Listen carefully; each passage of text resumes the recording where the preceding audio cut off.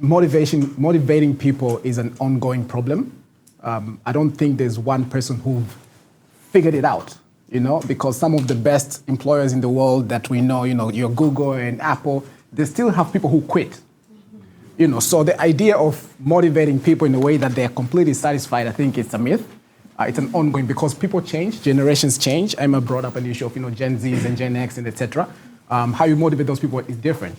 However, I think as employers or leaders, when it comes to, especially with young people, money is important, right? Especially someone who's starting out in life, money is very important, right? And so it's important to determine not just how much does the other company pay, so I can pay them that. The government has given us, minimum levels, especially for financial institutions or MNOs, etc.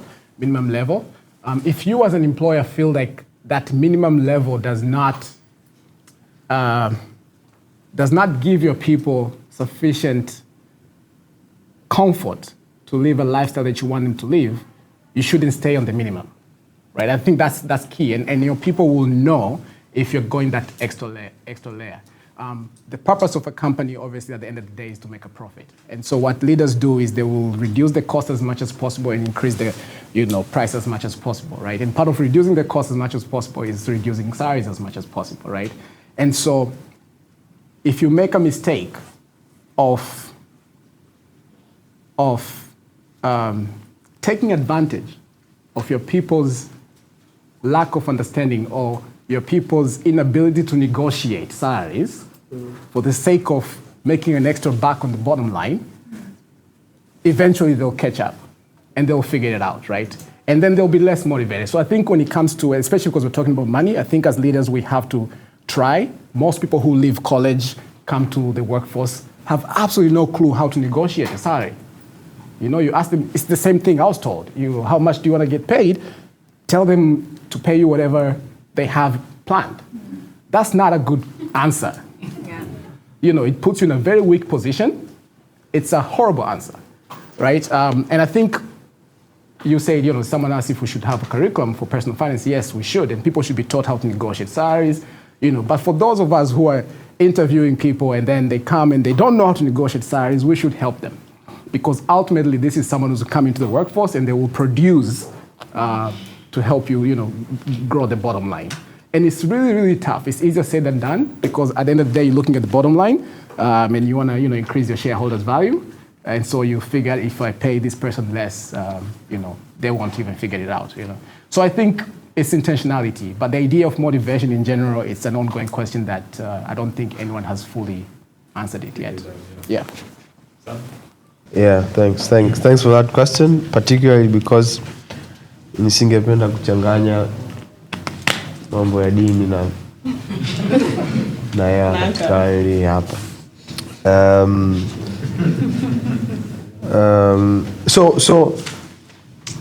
For me, and take my remarks with a pinch of salt, right? For me, the emergency fund is the most important investing component. Like your investment strategy, the most important component is the emergency fund, and I'll explain why. There's this idea of compounding. Everybody knows. And compounding works like magic. But it works like magic if it's not interrupted. And the only way you don't interrupt compounding is having a pad, a buffer between your investments and unexpected expenses. And life is a series of emergencies. If you're an adult, life is just a series of financial emergencies, one after the other. We should flip it the other way around. If you're fine for a whole month, that's an anomaly, right? The normal way life occurs is that unaweza ukatoka sasa hivi una amani, una furaha, you walk outside, you try and switch your car on, haiwaki. Fundi Juma inabidi usike, that's an emergency.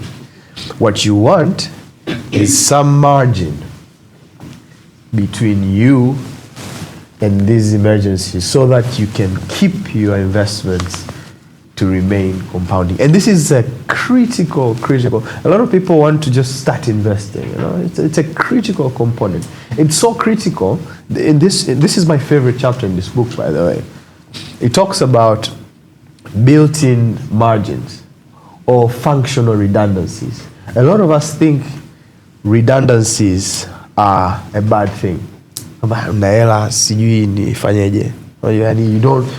to invest it, you want to invest it so it makes more. And Morgan Housel, but also Nassim Taleb, who's my favorite writer, says, look at nature.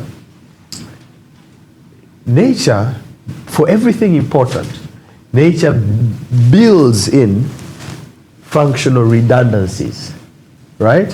So nature could very easily have given you one kidney. Nature could have very easily given you one lung and you would be fine. But the way evolution, if you believe in evolution, but the way nature works, even if you look at animals, is that you would be okay with one lung, but you have an extra one just in case. And Taleb says, copy nature. He says, if you think you're starting a project and you need 100 million, everyone who's done a project knows it's never you are woefully off the mark when it comes to estimation. So that's what emergency funds do. They help you sustain your journey. And the bigger the emergency fund, the better it is for yourself. I think a good 3 to 6 months emergency fund worth of expenses is a good place to start, right? And that's not an investment, that's insurance. And it also trains you to have money and not use it.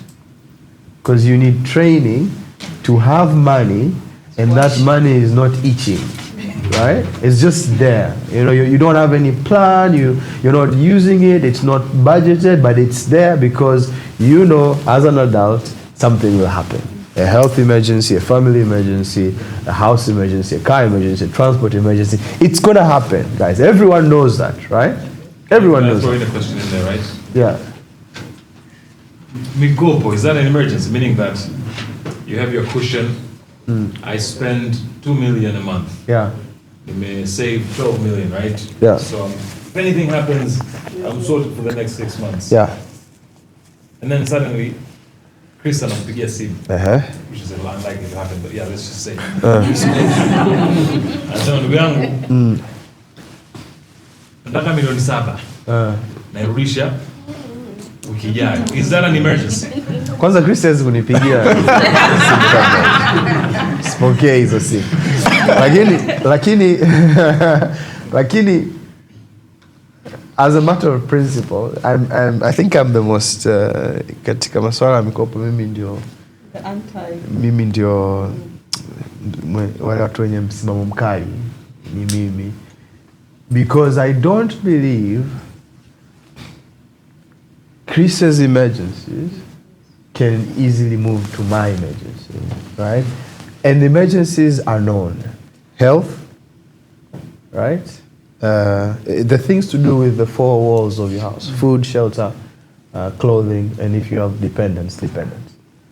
Right? Now, Chris kama na emergency yake, hiyo ni emergency yake.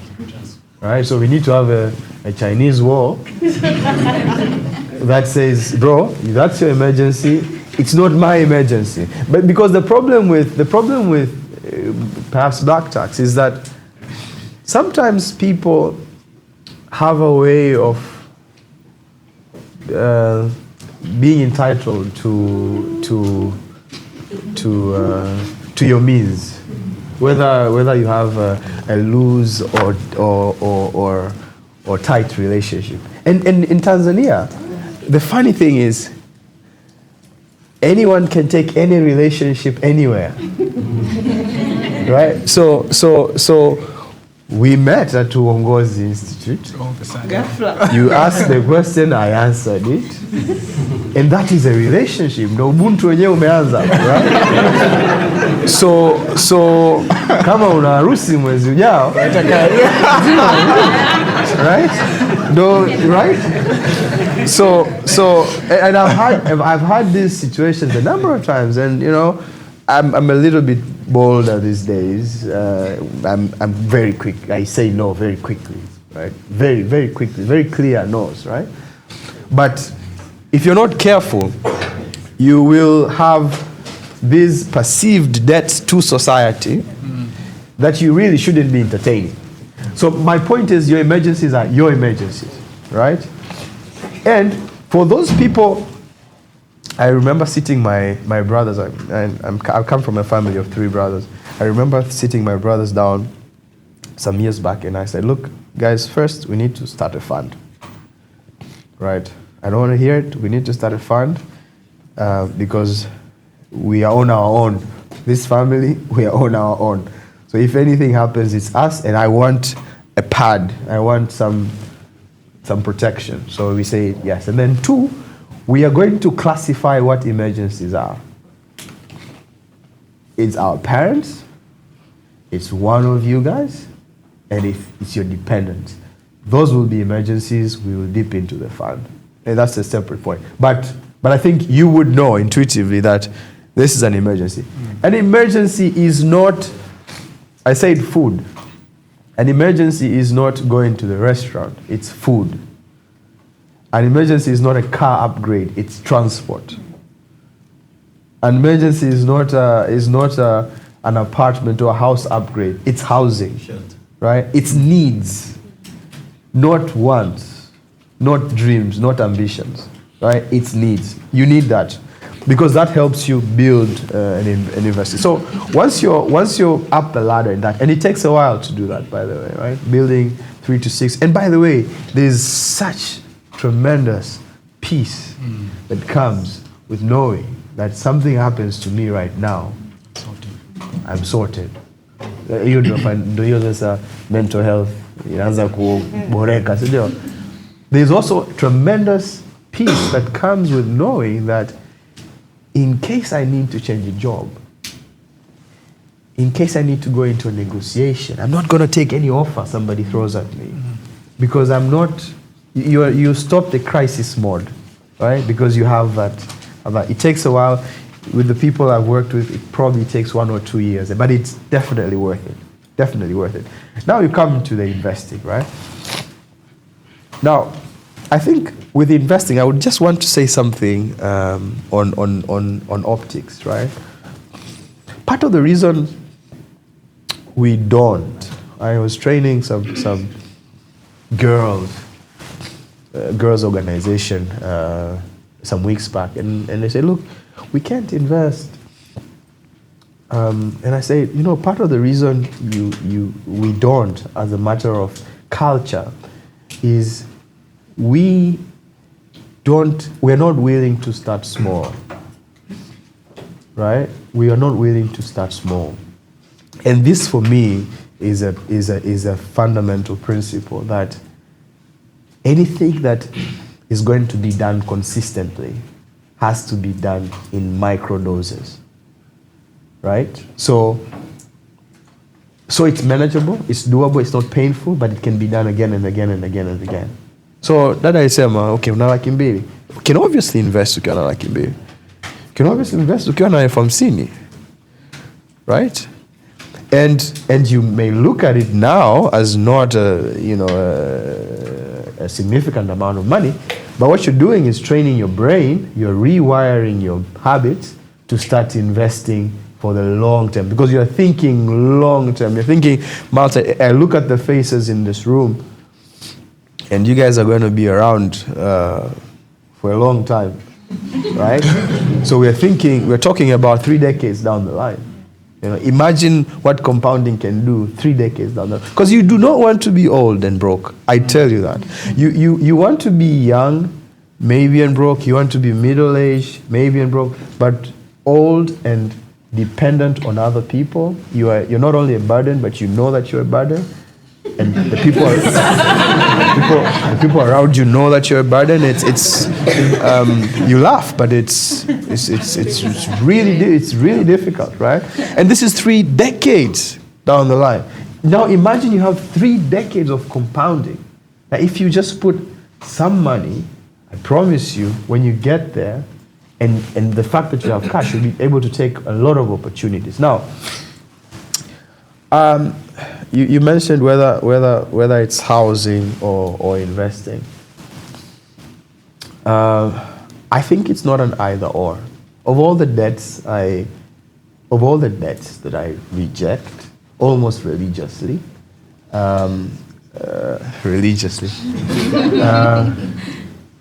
mortgages for housing is one that I think is tolerable. I don't think it's good. I think it's just tolerable, right? Because I think you know, real estate would perhaps appreciate and you're not paying rent anymore. But I think often we overestimate how valuable real estate is in this market, right? Ukienda sasa hivi kutaka kutafuta, let's say, viwanja in these prime places, $100,000, $200,000, kiwanja cha square meter 1,500. Everybody's trying to sell, but nobody's buying. So I think it's the problem with real estate is that my experience is that it's very illiquid, and by illiquid I mean it's very hard to turn over, it's hard to sell. So you need to have a horizon that says, I can stay with this asset for 5-10 years down the line, and you're comfortable with that, right? But it also depends on the phases of your life. I don't think we like renting as Tanzanians very much. As a matter of culture, I think if you have not made it in life if you don't have a house, generally, I think. But my only caution is that often there isn't a lot of thinking that goes into real estate decisions. So the way it works, and you would correct me if I'm wrong, so the way it works is you graduate, you get a job, utasikia kuna kiwanja kinauzwa. Doesn't matter. Kiko Madale, kiko Kibaha, kiko Kigamboni, kiko Mkuranga, it's fine. Utakinunua, right? Alafu utaanza ujenzi. Sawa. It doesn't matter unafanya kazi wapi. Wewe cha msingi ni kwamba utakuwa na nyumba. Na nyumba unaifuata. Lazima uifuate nyumba yako. It's not the other way around, right? So my point is, as you think about real estate, think about the practicalities of your life, right? Yes, you may need a house somewhere, right? Maybe for your later years, but for now, maybe you need to stay somewhere close. If you do the math, right? Maybe later on, you will need to adjust. So you don't want to waste a lot of money investing somewhere that you're going to spend maybe 20 years down the line, and that house will not even be the same house anymore.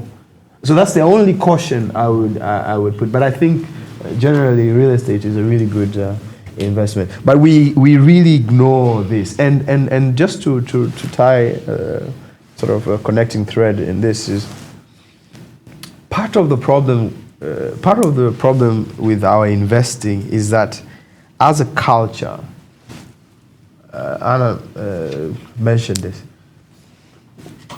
money is almost a taboo topic, and therefore we don't have even casual conversations across generations. Uko naongelea Emma, across generations about wealth, money, and wealth building, right?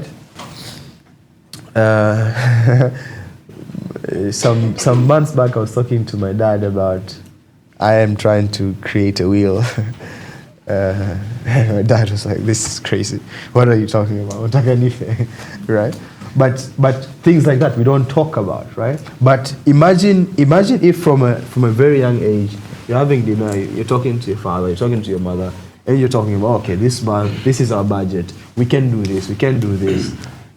I remember when I was working in South Africa, there was an IPO of one of potential clients of mine, and one of the biggest shareholders of that company had come 3 generations. They all had their prospectus, right? Do you know what an IPO is? An initial public offering, a listed company. And you see generation grandpa, generation pa, and the kids all have prospectus. They're looking at what's the EPS ratio, how is the company doing. Now imagine sitting with your parents and your grandparents for generations, analyzing stocks, talking about EBITDA and interest and compounding, and then you meet as an adult someone in Ndandala who has never talked to parents, grandparents, or even children about this situation, right? So I think for us, especially those of us who have children, it's not just important to introduce financial literacy. It's important to start having those conversations with children. Oh, okay, we have some UTT shares. We have some stocks. Have they grown? Maybe some of them are in your name. What does it mean? Can we sell them? Can we buy them? Do we want more? Right? So that kids know that there is an opportunity cost to a toy versus 100 shares. Right? And once that is driven and understood, I think you solved one of the biggest problems. Thank you. Eventually, I think once we hear the questions from this side, I'd Anna to speak about, this idea of black tax and whatnot. Someone had asked if you guys could be so gracious as to speak on your own personal investment strategy, preference and strategies. No. That's your appetite for risk, low risk, high risk investments, and where do you invest if you're in Tanzania? So we'll get back to that question down later on. Lakini Anna, okay. So just to start where Sam, so I have a 12-year-old, and what I'm learning is kids observe. Utaongea lakini pia they will watch you and what you actually do, right? And so in these conversations, so mimi again, money. So mwanangu anajua, mommy, when you have money, I'm like, yes, when I have money, mommy, and we do not have the money. Mwanangu, uko hatuwezi kwenda, wewe nitakupeleka pale, tukaangalie jua linazama, turudi nyumbani. You understand? And they understand. So things can happen, things cannot happen. But they had their summer holidays and akatafuta kazi, so akaona tangazo, and aka-apply, anataka hela yake, hataki kunyanyaswa na mama. And he got paid. It was just, akaenda for like 2 weeks, akalipwa. And akaambia mama, FMC nikanunulie shares. Really? And I was so impressed. Because sijamwambia lazima ununue shares, yeye mwenyewe ameona, and then it will grow. Okay, his idea of it compounding and growing is different, but the fact kwamba ameelewa, and he has sat with me in many money conversations. So anajua kwa mama ninunulie shares, and then when I'm old, when I go to college, so it helps to have these conversations. Kids pick up these things. They really, so usiseme haya mazungumzo ya chumbani. Let them understand. If we're struggling, we're struggling. If we're struggling, if this cannot happen, it cannot happen. Mwanangu wenzako sama wanaenda wapi London? Oh, sorry, baby, sorry. Not possible, And because why? Because mommy has to pay school fees. Mommy has to do this. They understand. I think watoto tunadhani hawaelewi, lakini they understand quite a bit. Something else that Sam touched and I took a note is about creating wills.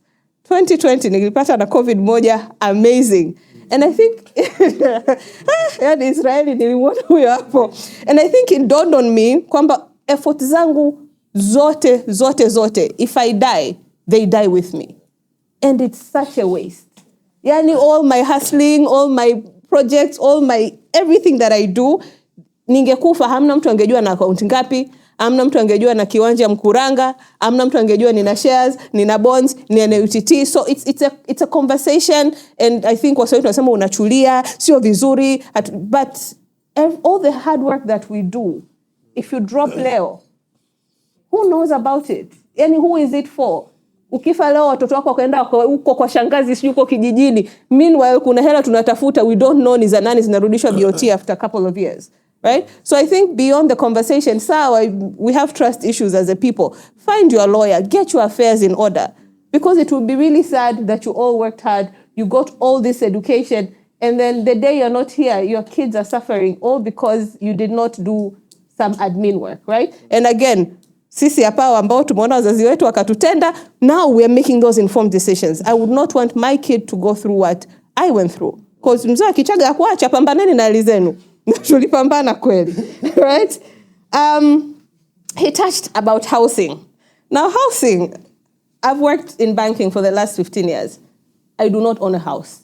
It does not make sense to most people. Why? Because I get access to credit at a lower rate than most people, right? Lakini mimi, malengo yangu ya maisha, I like the soft life. Kukaa kwenye foleni masaa mawili is something I have sworn not to do.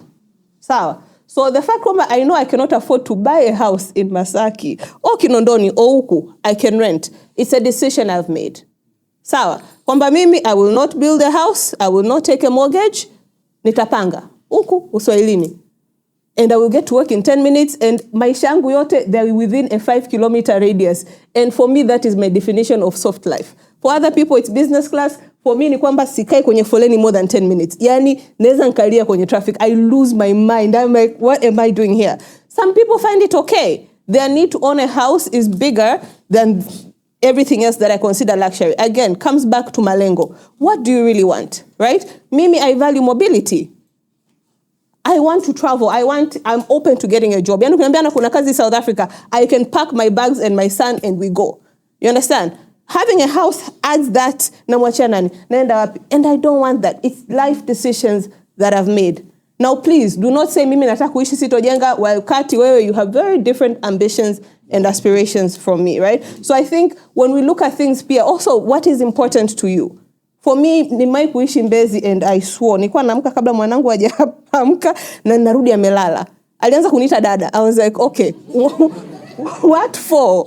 You understand? Ni difference ya 500 ndo tunaitana dada hapa. So no. Nitahamia Kinondoni. Nikitoka kazini saa 11:30, 12 kasorobo, niko na mwanangu. Tunakaa tunaulizana, mami, did you know? Paka melala saa 2:30, everyone is happy. And for me, those are the priorities. So what are your values? What do you really value? And yeah, and those can change. Naweza nikakaa hapa mwakani wakisema kitabu kingine kaambia jamani na nyumba sawa. Nilibadilisha mawazo. And it can change. Lakini leo, hand on heart, I am happy renting, jengeni mimi nita rent vizuri tu, and I'm a very good tenant, right? Something else that was mentioned on the investment fund, it's the freedom it gives you. It is the freedom to walk away from situations that does not serve you. And maybe this, I will stress it on ladies. I have walked out from situations because I knew sitolala njaa. And that is what an emergency fund, so if I'm testifying, that's what an emergency fund has done for me. I've walked away from relationships that did not serve me. I've walked away from opportunities that did not serve me, just because akili yangu, yani my peace of heart, I need to show up as many other things, and knowing that for 6 months, nitakula, taa zitawashwa, mwanangu ataenda shule, I was able to make those decisions. Not out of desperations, but very sober. Kwamba hivi nimekaa hapa because, right? So get that fund. Get that fund for your sanity. Get that emergency fund, and you sleep better at night. Yani every day you say, I am here because I choose to be here. I'm in this job because I choose to be in this job. I'm in this relationship because I choose to be in this relationship. Not because he pays my rent, not because he pays school fees, not because he does anything for me. I choose to be here. And should you decide to exit, my life will still go on. Yes, I might make some adjustments, but nitaishi, right? So me, advocate for emergency fund, tried and tested, it works. Now, kabla sijarudi kwenye black tax, the motivation bit. I also love leadership, something I'm very passionate about. I think in Africa stage, it's beyond money. And I think as leaders, it's also important to know, and especially the millennials, the Gen Zs. Yes, there's money, but ata Maslow's alisema, once the basics are sorted, then there's that self-actualization. What am I? Who am I? What am I contributing to? Right? And sometimes motivation is an exciting assignment. Sometimes it's more responsibility. Sometimes it's, yes, Anna's job is this, but Anna really enjoys emceeing. or she enjoys events. So let's give Anna assignments that organize events. And people show up so happy and excited, right? So I think sometimes we throw money as leaders, we throw money to everything, but the reason unampromote mtu, then after 3 months ameondoka, and even sometimes for a lower salary. Because it does happen. It's just that satisfaction. It's that I'm making a difference and my job, that my job matters. So maybe we should learn to also look beyond, yeah? Maybe, yes, we cannot change the salary and salary is not important. I am not downplaying money. Me, I love money. But is there something else? Is it flexible working hours, right? And I think people just want that autonomy. Right? And money is just one form of autonomy. But can I give them more time? Can they choose the assignments that they get to work on? Can we choose the team that they get to work with on these assignments? Can they decide when, So let's broaden what motivates people. Let's understand what motivates different people. What motivates me is not what motivates Sam. It's not what motivates Chris. Money, yes, there's that. Obviously, you should not underpay. But I think there are other little things that as leaders that we can do that can shift the needle and increase employee engagement and satisfaction immensely. Now, black tax. Whew. I want to say this is changing. I think the Psalms of this world, no, are you an emergency or not an emergency? Pambana, your emergency is not my emergency, yeah? But I also appreciate the reality is utaambiwa hapana. Mimi nilimfanyia hivi mama yangu na utanifanyia hivi. Right? There are these expectations that we have. Now, how do we have the conversations around them? And they're hard conversations because our parents can also make us feel like we owe them our lives, right? And then maybe we do, maybe we don't. I will not get into it. It's a sensitive issue, but it's a conversation that needs to be had. Sam and his siblings sat and decided, okay, sisi tutajipanga. It will not be an emergency, right? So one, you need to decide where in the spectrum you are. Are you going to help? Are you not going to help? And if you have decided this is something I want to do, I want to give back, it's fine. But how do we find a way that works for you and honors your goals as well? Because I think frustration is serving other people at the detriment of your own progression. And I think sometimes we do that, right? So I think, again, malengo. What are the goals around this? I'm currently rereading The 7 Habits, and they talk about family mission statements. Kama familia, sisi, this is what we want to do. These are our goals. These are aspirations. This is how we will do this, right? So if we sit as a family and say, okay, kusaidia ndugu zetu ni cha muhimu, but how much is allocated to them? We can budget for these things. I think the truth is, I want to say, no, hatutotoa, but the truth is, they are there. Utapigwa jamani mwanangu shule, mwanangu. Tulijua shule nafunguliwa, but anyway, another discussion for another day. But can we have a pot? Sam has started it with his siblings. Can we have your own pot? Kama unajua kabisa umetokea kwenye familia ambayo ulisomeshwa wewe, watu walitembea, wakauza ng'ombe, wewe uende shule, then maybe yes, you feel so have a pot so that it does not stress you and it's not an emergency to you. But I think also have conversations. Learn to say no, siwezi. Harusi is not an emergency. Ulijua unaolewa. Mtoto is not an emergency. You had 9 months. In fact, you have 4 kids. May I have 1? So it's not an emergency. So I think having the budget for what has worked for me. I have a kaportion. This is my kaportion. This is my kapot. Poti kisha imeisha, sina, sitoweza. And over time, unajua yule hatoagi, which is fine. I do not want to be the hero to anyone except my son. And I've chosen, it's fine. So I think that thing, I think it was the perceived responsibility we have towards people. And people are entitled.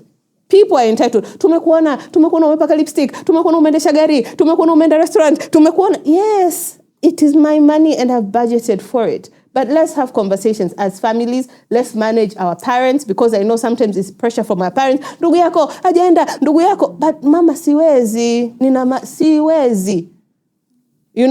Mikopo, someone said mikopo. Mimi, if sitoweza kukupa, sitokukopesha.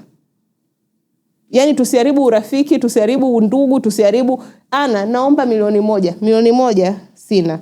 Nina 50,000. Hii hapa. Chukua. Because that is 50,000 in my head from my little black tax pot.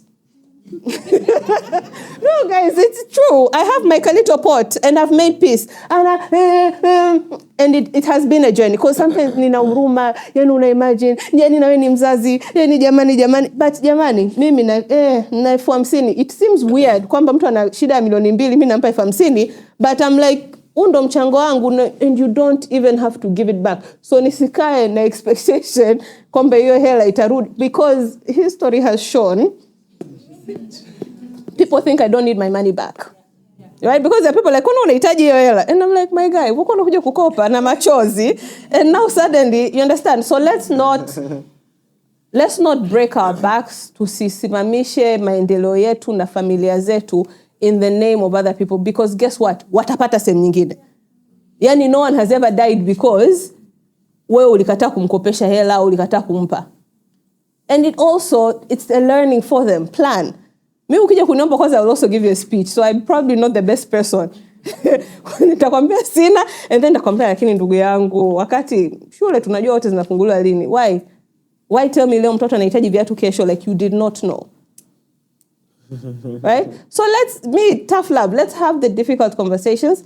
Let's allocate a little pot and give what we can.